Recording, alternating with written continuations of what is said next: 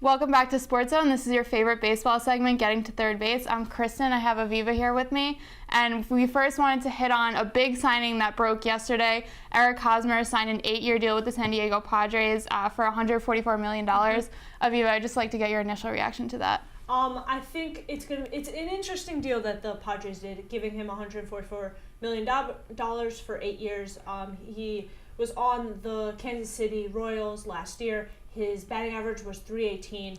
So he's definitely bringing a big bat to the Padres, who were 20 games below 500. They came in 4th out of 5th in the NL West.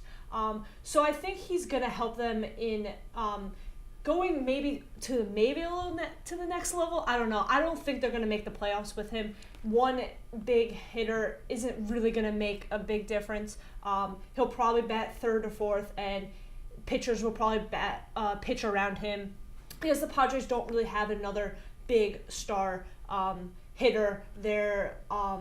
The player that had the highest was in like 263. So there's a difference between 263 and 318. But I don't know. We'll see how the Padres go around where he's going to be in the lineup. And I think it's also really interesting that he's 28 years old and they offered him such a big contract for so long. 8 years is a long time.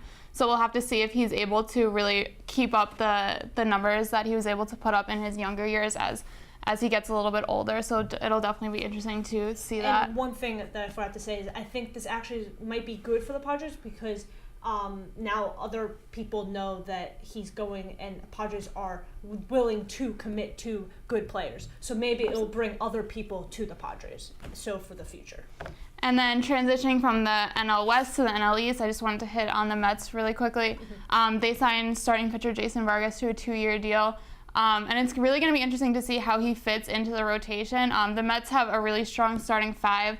Kind of with the exception of Zach Wheeler and Steven Matz, we're not really sure if they're going to be able to really perform up to the same standards as the first 3.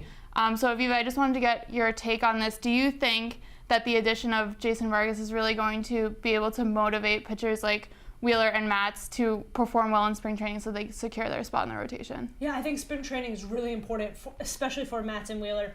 They want to prove themselves. Wheeler got hurt a few years ago and Matz was hurt and didn't really do that well last year. So I think spring training, having the Mets sign someone, will actually put a fire in Matz's and Wheeler's brain, and hopefully they do well. But the Mets have that option that if Jason Vargas does do well, then he'll be in the starting 5. So he's also proving his point. He wants to be in that starting 5. So I guess we'll see what happens. And then sticking with the Mets, I just want to close it out talking about David Wright. He reported to spring training and he had a conference with the media yesterday. And it's going to be really interesting to see what role he's going to be able to play with the team. He was asked if he is going to be able to play, and he keeps saying that he doesn't know and he's just trying his best to be healthy enough to play. So Aviva, I just want to ask you one last thing. What do you think is going to be David Wright's role this season with the Mets? I think he's a mentor. He might not, he's still coming back from his back injury. He might not play as much as he wants to, as much as fans might want him to, but he's a huge mentor for the young players. The starting pitchers, they've been in the league for 2 or 3 years, but they're still young. David Wright, he's been in the league on the Mets for a very long time in comparison to other players on the team. Absolutely. So I think he's going to be super important in keeping the young players in check. And I personally do think that he's going to be able to get healthy enough to at least play a certain amount of times a week. Definitely not going to be starting every single game because that's beyond what he's capable of doing at this point. But I think it really plays in his credit how he just continues to really work hard every single day. And he could just hang it up and decide to retire, but he really wants to see it out with the Mets and give it another run. So I think a lot of people, including myself, are really rooting for David Wright and hope that he can get back on the field this year. But that's all the time that we have for Getting to Third Base, and stick around for more Sports Zone after this.